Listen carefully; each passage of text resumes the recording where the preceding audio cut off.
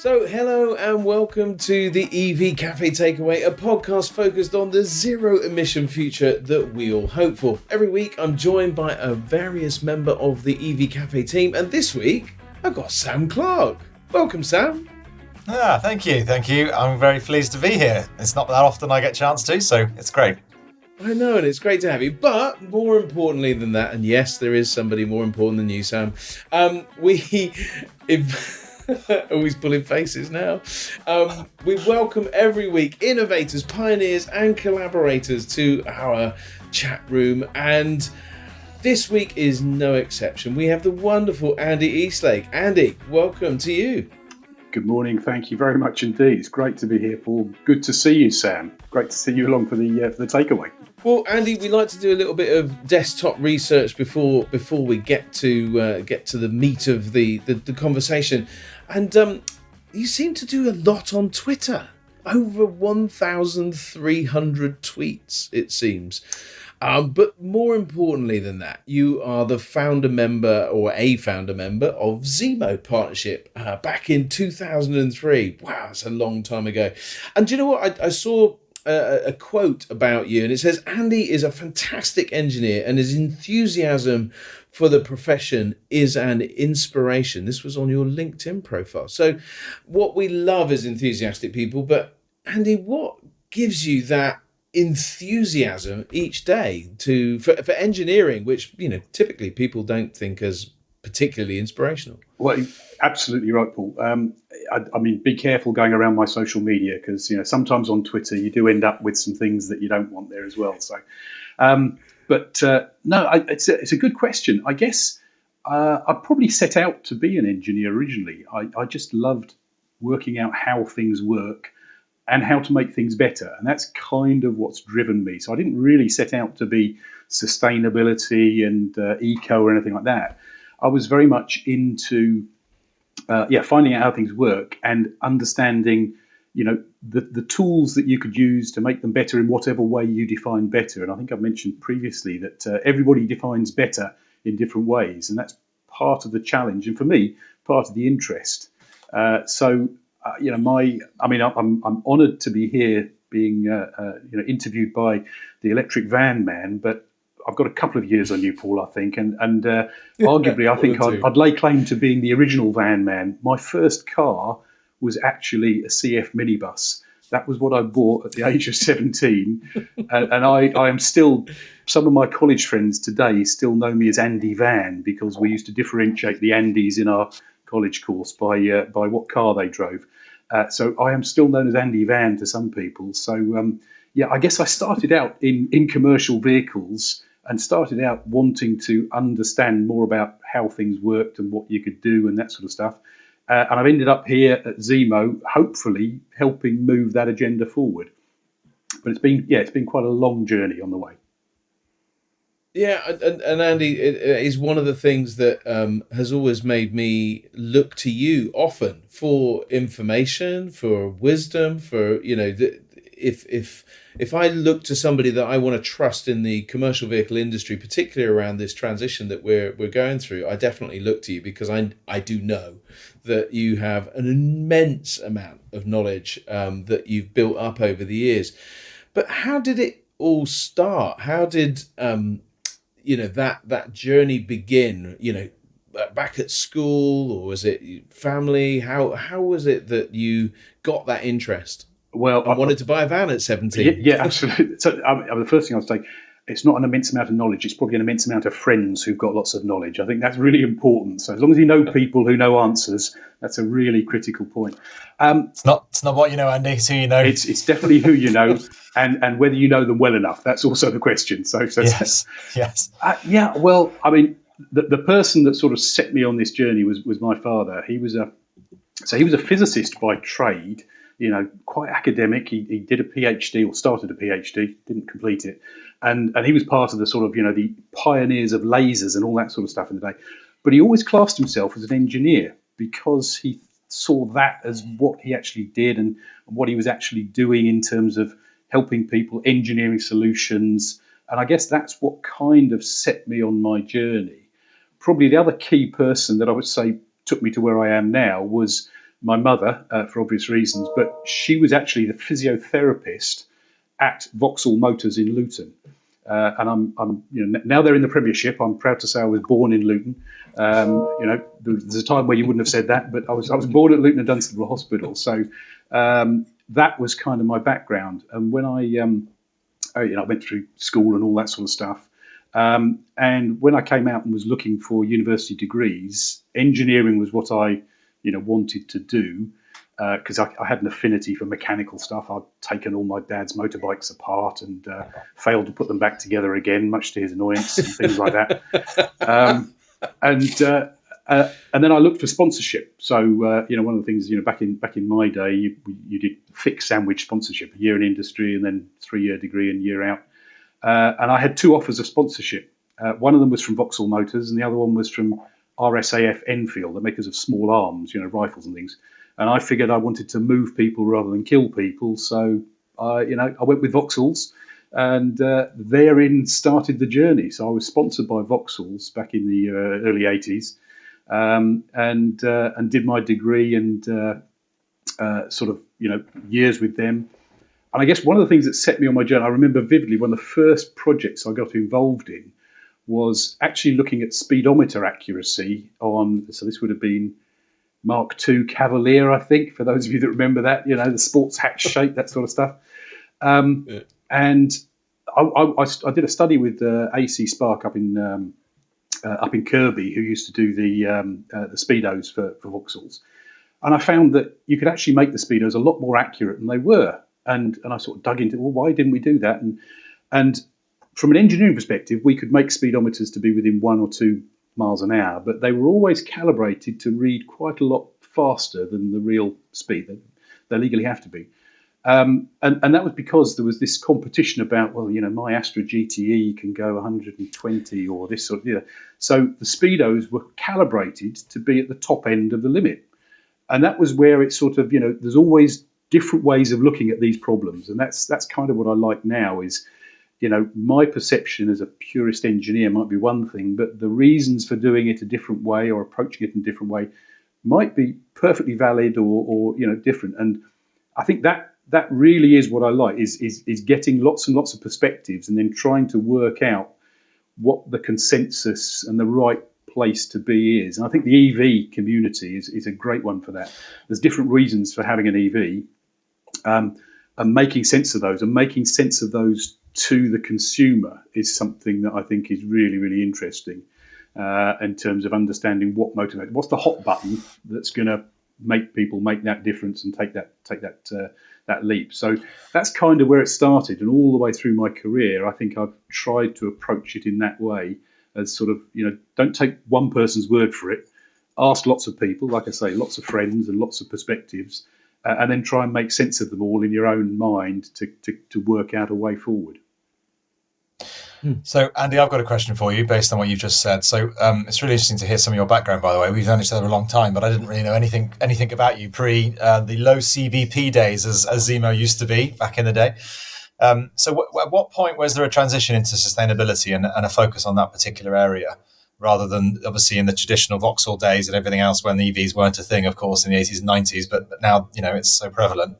Somewhere along that journey, your focus shifted into sustainability. So how did that happen? Well, it did. I guess it was all about efficiency. So when I graduated, I ended up in the emissions laboratory at Millbrook. So that was owned by Vauxhalls at the time. So I cut my teeth on fuel economy and emissions measurement.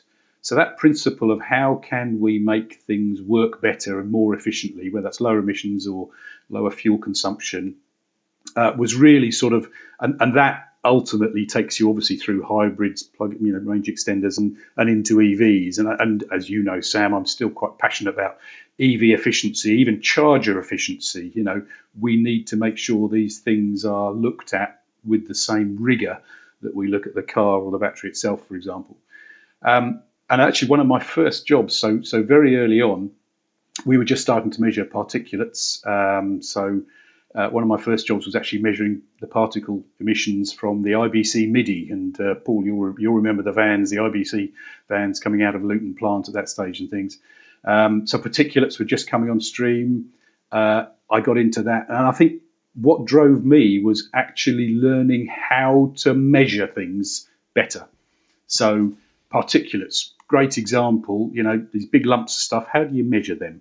And then can you measure the size of them? Can you measure what they're made of? Or can you go and measure different emissions and NOx species? And so I actually spent a lot of time sort of realizing that unless you can measure it properly, you can't really do anything about it. So if you like, what drove me was that passion to measure things better and provide better answers to the people that could then do something about it and make a difference.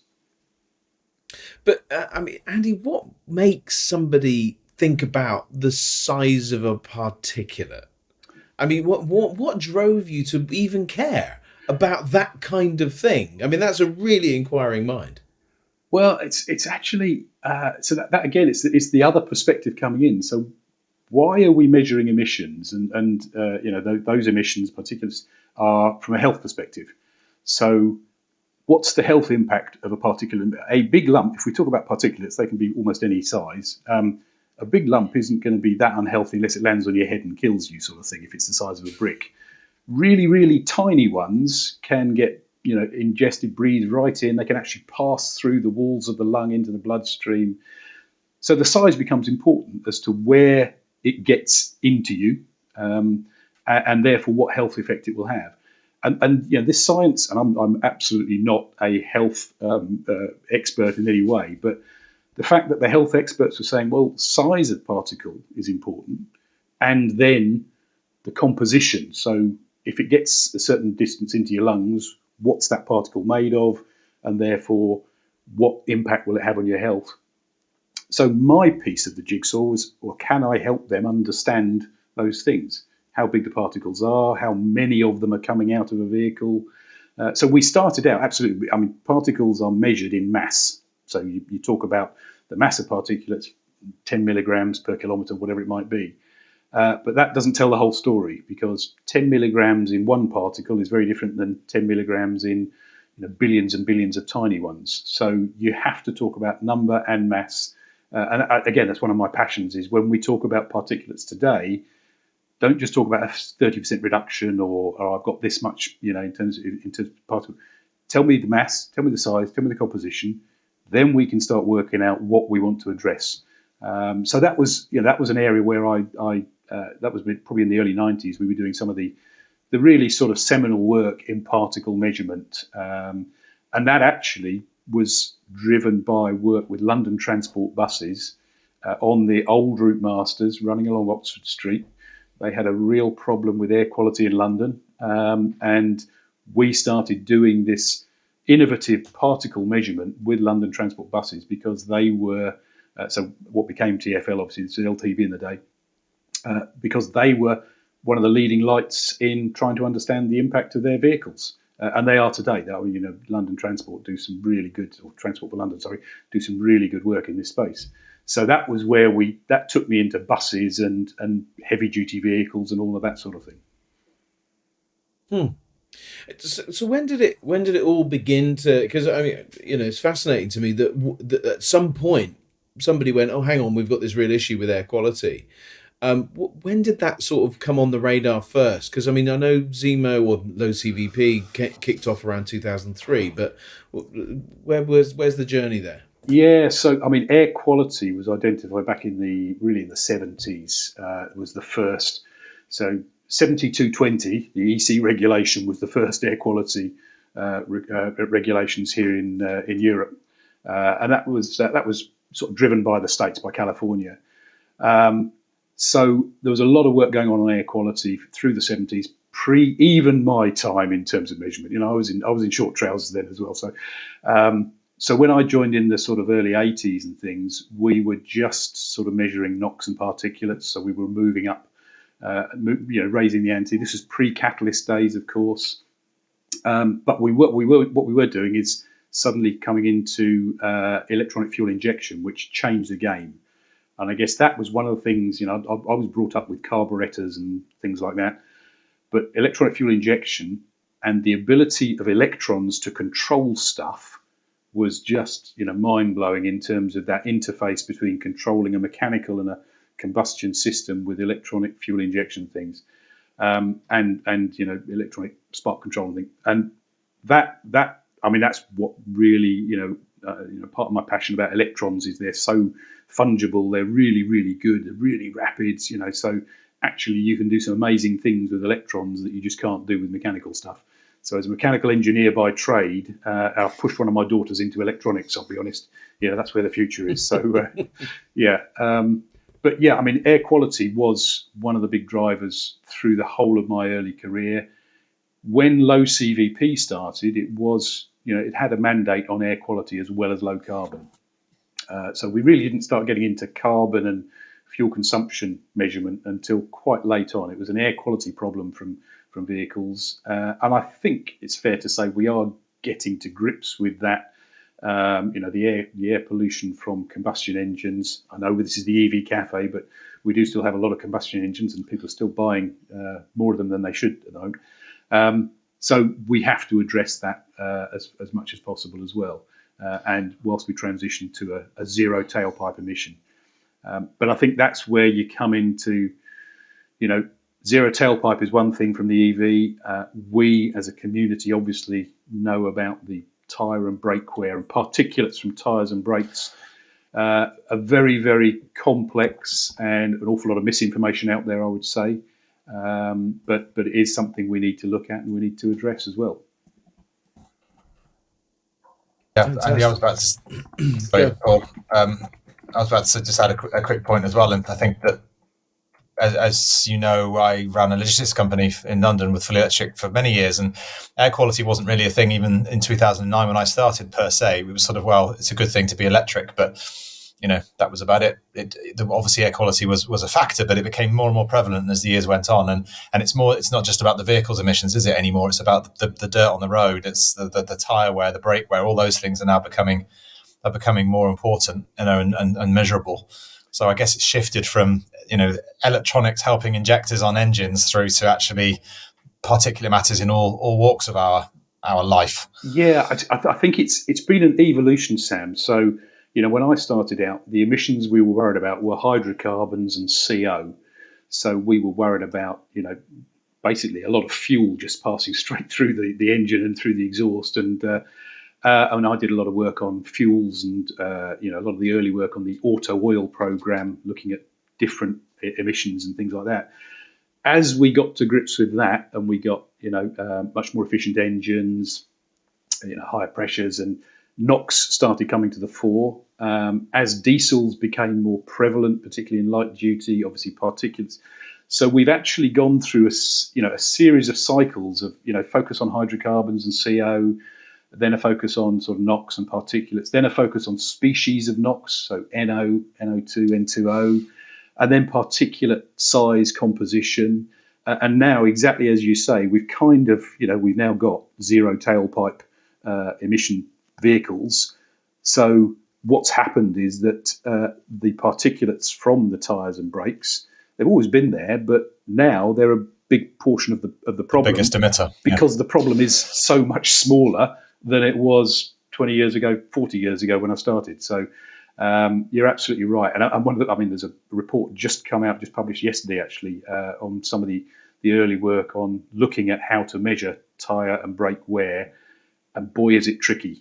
That's my summary. That's my executive summary of the report. Boy, is it tricky. And there's an awful lot of background stuff that you really have to worry about when you're measuring this. So beware the dramatic percentage of tyre and brake wear that you might see in a headline, because there's always more to the story than that. Yeah, thank you for the executive summary of the executive summary. That'll save me a long read. Paul, I think you want to delve into some more personal questions, I believe. Well, yeah. Andy, it's incredible to sort of hear that kind of real insight that comes out from your years of work in this sector, and how you got to be that sort of focus, or have that focus on particulates and air quality and efficiency, right? Because I know that's really, really important to you. But then I look back at your first vehicle and your early name, Andy Van. The original van man, everybody. But why on earth did you buy a minibus? What drove you to do that? That's a very good question, Paul. I'm not sure I absolutely know the answer. One of those, it seemed like a good idea at the time, sort of occasions. Actually, my earlier years, sort of, the 16 through 20, I was very involved in the scouting movement, all the way from Cubs through Scouts and things like that. And then I joined the Venture Scouts in Harpenden. So my hometown is Harpenden, just south of Luton, as you know. And the Venture Scout unit in Harpenden was the biggest in Europe, I think, at the time, 200 odd members and things. So that became my whole social life outlook. And within that, you've got 200 odd 18-year-olds and things, and all wanting to go walking, hiking, doing all sorts of things. Having a minibus proved very, very useful with that environment. So I guess I sort of, I bought it as part of that. I was chairman of that group. So I think one of the things that I've done is that, I like to surround. Andy, hang on. You were chairman of the Venture Scout group at 18 years old. Something like that, yeah. I think, yes, that's right, yeah. I was treasurer the year before. Leadership was in your blood from really early on. I was thinking that. Yeah, maybe it was. I don't know. I don't think I've ever sort of craved it, but you end up emerging by talking to lots of people and by trying to make sense of lots of people and trying to articulate that. You end up leading them, and I think it's really important to lead people that you like and respect, and to work with people you like and respect as well. I think that's and if you're in that environment, great things can happen, I would say. So I was treasurer for a year, which this is we took 140 of us to Switzerland on a 2-week trip, and I had to handle all the finances for that, which was quite an interesting exercise. And we had 100 of us go down with gastroenteritis as well, but that was another story entirely. But so I did this treasurer, and then I think I was told by my mother I wasn't allowed to be chairman when I was doing my A-levels. So the year after my A-levels, when I was working, doing my thick sandwich first year, I was chairman of that group, and I had my minibus, and at the time of my life, absolutely time of my life. And that was what kind of, I think, sort of set me on this journey. And then I toddled off to university in my minibus, and was, I was obviously friends with lots of people at university, not friends with the parking wardens at the Hall of Residence, it has to be said, but definitely friends with lots of people at university. And there I became Andy Van for my sins, I guess. So, I mean, the time of your life, you describe it as, who was your best friend through that time, and what's a really great memory that you have from that time that's perhaps shaped your future? Well, I met my wife at Ventures. That was, I met her before I married her. That was, we didn't get married that time. I didn't just bump into my wife there and say, "Oh, what are you doing here?" No. It was. You met her before you married her, you just said. Yes. Yeah. It's good to know. So I met my wife at 16. We didn't get married for many, many years. We had some wilderness years, I think we call them. So I guess, I had a lot of friends in that environment. A lot of my family, my brother was there as part of the Venture Scout unit as well, and a lot of that sort of interface. Best friend, it's difficult to pick one, I would say. I think going through that period, there were so many really, really inspiring people at so many different levels, both older leaders and younger people that were coming through, that it's impossible to pick one and say that was the person that sort of drove it. I think one of the things I found throughout my working career is that everybody you meet has a backstory that's really interesting. I remember when I was at Millbrook, one of the guys that worked for me for many, many years, and he was a technician, sort of, if you like, one of the guys driving the tests and things. But he was an incredible artist, and I never found that out until sort of 3 or 4 years in, when we started doing some. We did some social events and things, and he and I were trying to sort of sell them, and he started doing illustrations for these social events. And he's just this incredible artist that you just would not have known if you just stuck to the day-to-day work and stuck in that little box. And I think that's a really important point, that everybody's got something incredible behind them that you don't know about. And it's sometimes very difficult to get to that unless you can get outside the work environment and just allow yourself the space to get to know the people rather than just the worker, if you put it that way. So what is that thing for you, Andy? Crikey. I don't know whether I've got anything very interesting behind me. Of course you have. I really don't know what I'd pick on actually now. I used to do quite a lot of cycling. Lapsed somewhat now, as you can tell from the figure. But lockdown brought some of that back. I like to make my own wine, and my wife likes to drink that, so that's always good. So, yeah, I really don't know what I would say is the backstory. I think,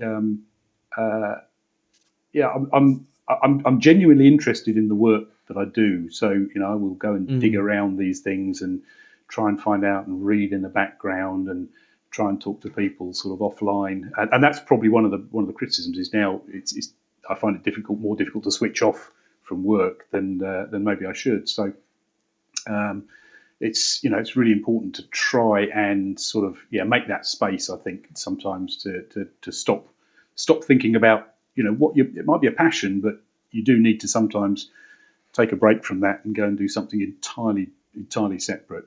So that I do go out and cycle a little bit now just to get away from cars and efficiency and everything else. So, do you ever I think think that's very sage advice? Do you ever think to go back to venture scouts or the whole scout movement and involve yourself in that? Actually, after some years later, I went back as a leader to my old scout troop, and had a few years there, and then it was the distance, where I was living, and the distance made it quite tricky to do. But I did. I was a scout leader for quite a while.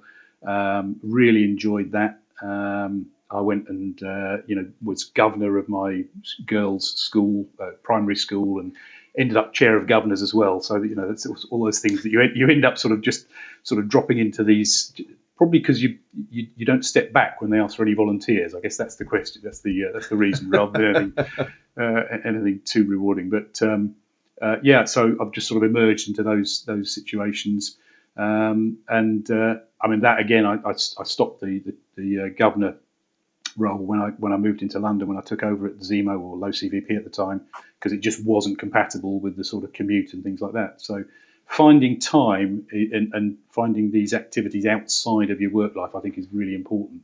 And that's as I say, if it's a criticism of me now, it's that I haven't sort of found that time and established that other identity in a place outside. So I'll have a think about that one. Well, Andy, once you've worked that out, would you mind giving me a quick call and letting me know how to do it, please? I'm sure we can do something together, Sam. That has to, we'll start. The thing is, we talk shop, though, wouldn't we? That's Probably, the trouble. That would defeat the entire point, wouldn't it? It would, definitely. So, I've got a question for you, Andy. So it's really interesting to hear all the things that you've done and the places you've been. Especially, one thing's fascinating about doing these things, these podcasts, and even with the EV Cafe crew, understanding a little bit of what happened before the time that I knew them, or the time that I knew you, or whatever, is quite interesting, because it starts to build Andy Van, exactly. I'm probably going to call you that forever now. But what are you most proud of? All the stuff you've done, all the different component parts that have got you to where you are today. What's the bit that you're most proud of? Again, a good question. There's a few things in my work life that I'm really proud of. So, for my sins, I went and developed the bus cycle. So the test cycle that is now used for all the grants that we give for zero emission buses. They all have to go through this test cycle, and that was mid-90s. I went and sat on a London bus.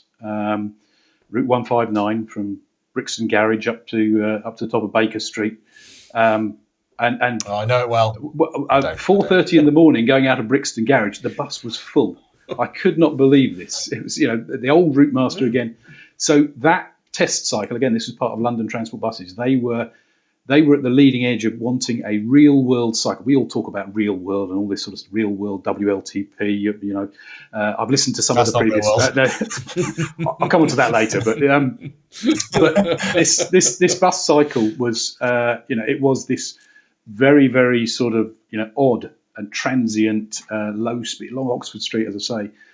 That developing that with a team around me. So I was leading the team and even leading the team, and I do believe in going and sort of leading from the front, if you like. So I went and did the early shift and the late shift on the bus, and one of the guys came in and did the sort of day shift in between. So we spent the whole day on this bus data logging it, and it became the de facto standard used to this day. And from that, we went into the Green Bus Fund. So ZEMO, or low CVP, helped develop all of the standards for low zero emission buses, low carbon emission buses, what is ultra low emission buses and zero emission buses now, on the back of that piece of work. So I would say I'm pretty proud of that. It's one of my claims to fame, I would say.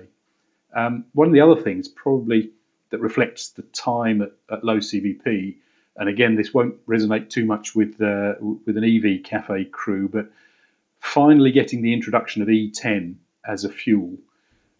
Which took us about 8 or 9 years to actually get through and bring, and in fact, getting a low carbon fuel into all the vehicles that are compatible with it. At the time, it had a bigger impact than all the electric vehicles that have been put on the road with all the grants behind them, in terms of carbon saving, greenhouse gas saving. That was quite a long gestation period to get to that point.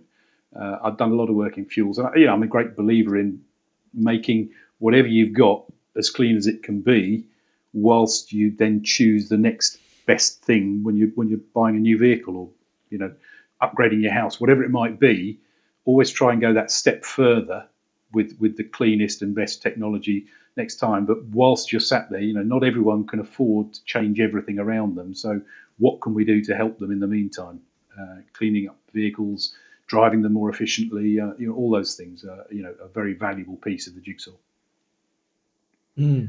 Now, our listeners might be forgiven for thinking that you have lived a very charmed life. I mean, you growing up, your parents kind of inspiring you into the Venture Scouts, into your career, which and some things there to be hugely proud of, and I'm absolutely with you. Efficiency remains king even after we move to a zero tailpipe. Brakes, tires. There is still this drive to the true zero, right? But when is there a time in your life that you, as you reflect back on it, that you've had to dig really deep, when things haven't gone well and things have been challenging, and you've had to, just kind of knuckle down and grin and bear it and get through? How have you? Yeah, where's the time in life that happened? Yeah, I guess one of the things I used to do in my background at Millbrook was test all of the devices, all of these mad devices and magnets and all the things that people make claims about. Oh, this will save you 30% of your fuel consumption. And I kind of took it upon myself to, well, look, let's take everything at face value, and what we'll do is test it properly. I had a few occasions with that where what I will call stupid and belligerent people just would not believe what you're doing, and they'd try to undermine everything about the way you do the test, you as a person, we can't trust you, that sort of stuff. And that, I would say, being questioned, your integrity and your value, if you like, as what you've been brought up and what you've really cut your teeth on. And as, like I say, measurement technology was one of the things. So being questioned on that sort of thing by someone who just does not understand, that's to the extent where they've gone in and complained to managing directors about me, all that sort of stuff. That's pretty hard to take when you like I say, that's who you are. You're like I say, your integrity. You build yourself on the value of what you stand for and how you go about your job. And then someone who just is not prepared to work with you with that or accept what you're saying. And I think I listened to the back catalogue of Takeaway, and I think it was Stephen Williams was saying that facts if he could change one thing in the world, can we get people to I think facts and versus myths is really one of the big problems, and myths do, they really rile me. I was on a panel actually last week, and someone sent in on questions saying, "Oh, EVs are, they're only 30% lower greenhouse gas on a life cycle basis than what." And it's like, well, no, they're not. The government data says they're at least 60% better on the. So I'm afraid I had to go straight in there and say, no, you're wrong. The facts are this. The data says this. So I would say it's that sort of, that complete belligerence about not accepting the science, accepting the data, or looking at the different aspects. Like I say, every story has two sides, at least as a minimum. And you need to look at both sides to fully understand what's going on. And this is where it comes back to that point about, your perception of better. What is better? So better might be cheaper to one person. It might be lower carbon. It might be lower emissions. It might be faster. It might be smaller. It might be bigger. It might be lighter. So, different people have different hot buttons. But as long as it's based on fact and not myth, I think I can support that. So probably the last question for me, Andy, and it's one I get asked occasionally and I never know how to answer it. So it's fun actually being the one that's asking the question rather than trying to answer it. And that is to say, what advice would you give a teenage you? Oh, crikey. Whatever. Tough one, isn't it? Yeah. whatever it was you were going to do, don't do that, Andy, because that wasn't a good idea. I think genuinely work with people you like and respect at whatever level. So whether you respect, the people that lead you, or you lead people that you respect, if you can do that, work doesn't feel as much like work. And I think that you can't choose your relatives, you can choose your friends, and you can choose your work colleagues. So you spend a lot of time at work within your career. So try and work with people that you respect and respect them as well, and then you'll make great things happen, I would say. Do you know what? I think that's brilliant, because I think in the latter part of my career, I mean, I've worked with some great people, and I as I look back on my career, I've worked with a huge number of people that I really respect and really like. One or two that I didn't respect and didn't really like. But that is our working lives, isn't it? And I think I've always got the best out of me and also the people around me when I've been able to like and respect those people. And I think one of the privileges we have as the EV Cafe is working as a team together. And as much as I take the mickey out of Sam in particular, I've got a huge amount of respect for him, and I like him, and vice versa. Yeah, but that is so important. But Andy, as you look back, and as other people look back at Andy Eastlake, in a few years' time, what will they say? How will people describe your life? What will be the things that stand out, do you think? Again, a good question. I think hopefully they'll think that he stood for something. They might think, oh, who was he?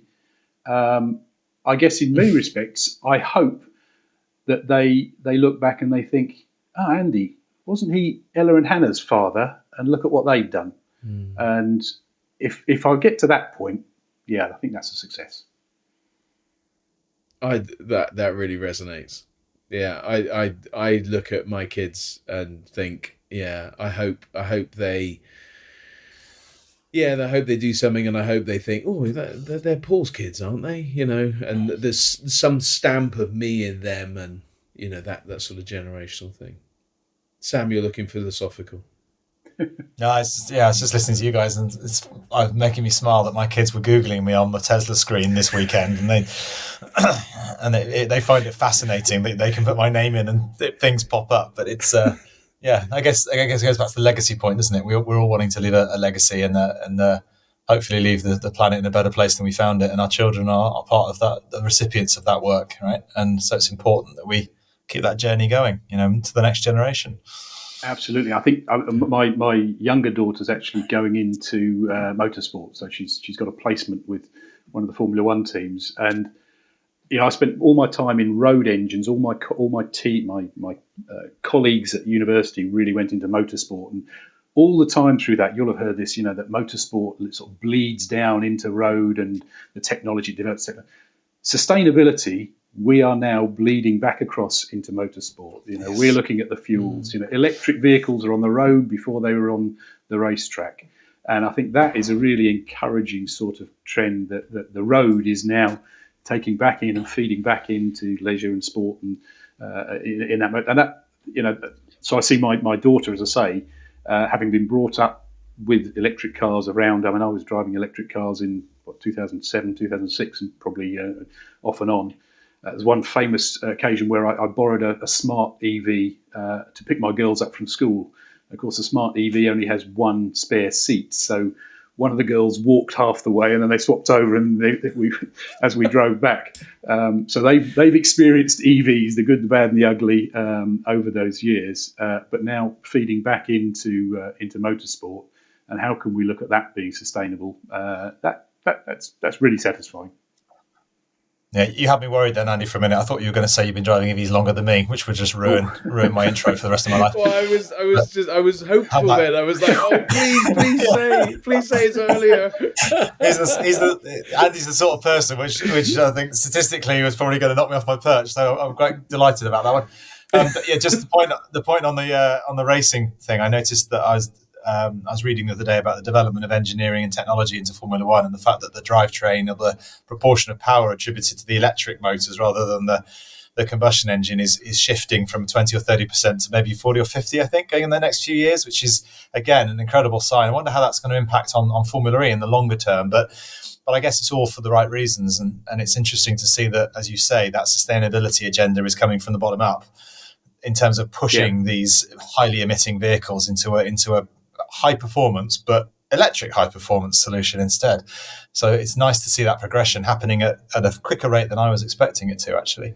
Yeah, I think it's. I mean, they've still got their combustion engines, some of the most efficient combustion engines that you can make, but they're going to be putting sustainable fuel in there. They've got, the impact of Formula One is actually all about the spectators and them travelling to the circuits. The amount of fuel they use on the racing is not a huge proportion, I don't think, but.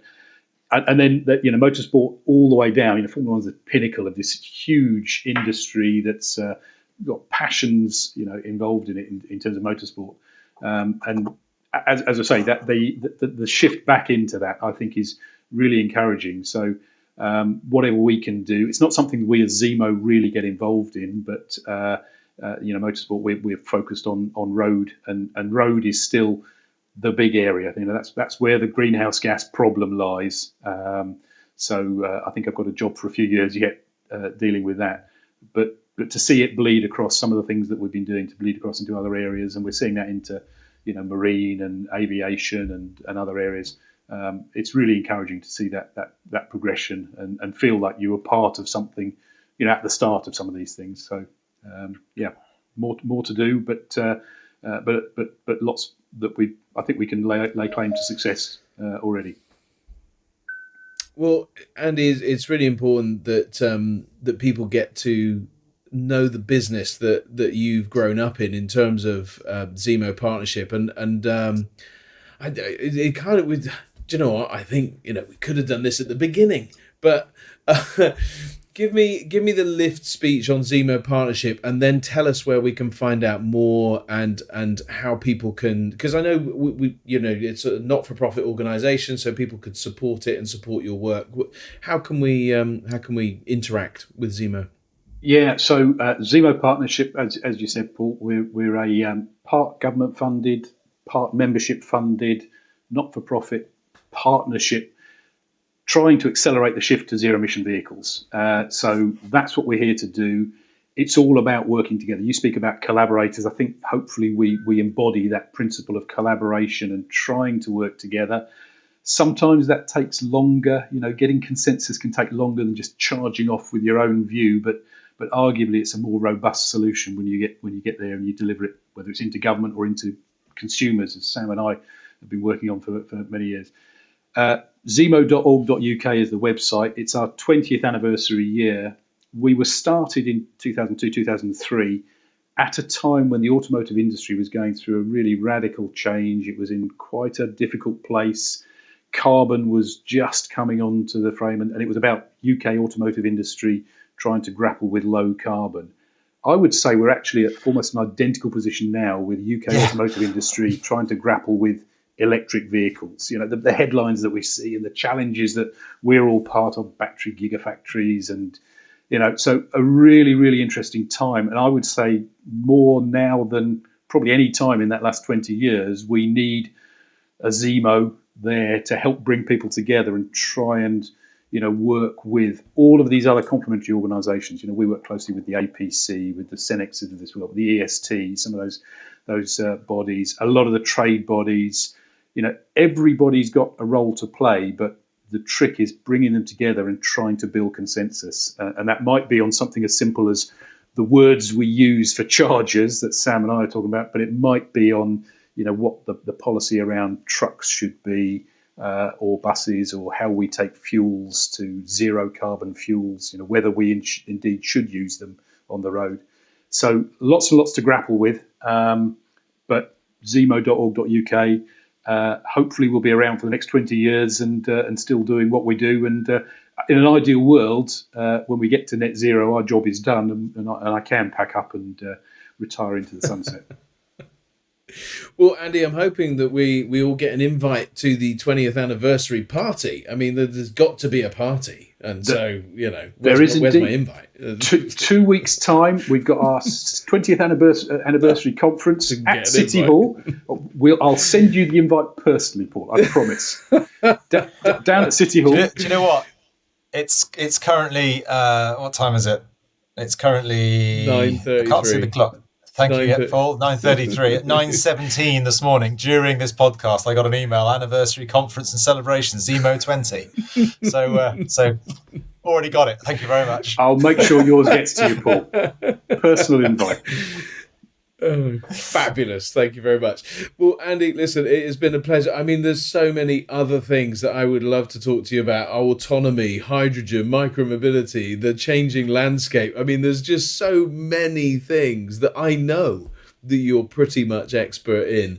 And if you don't know the facts, you know somebody that knows the facts. But it's been a privilege, as always, to talk with actually a real collaborator, person bringing together industry, working with so many parties across all of that for the greater good, not just to line your pocket, which is great news. But I'm sure you get paid enough. But listen, Andy Eastlake, thank you so much. Sam, great to have chatted with you as well and been involved in this. And listen, if you want to check out more chats, as Andy has already done, he's looked at our back catalogue, do please go and check out the evcafe.org website, as well as the zemo.org.uk website. I think, yes, I'm getting a nod from Andy. Excellent. So say goodbye, guys. Yeah, thanks, Andy. Bye, guys. Bye for now. Thank you, Paul. Thank you, Sam. Great to speak to you. It's been our pleasure. Have a great day, everybody, and do keep checking us out on the EV Cafe Takeaway podcast.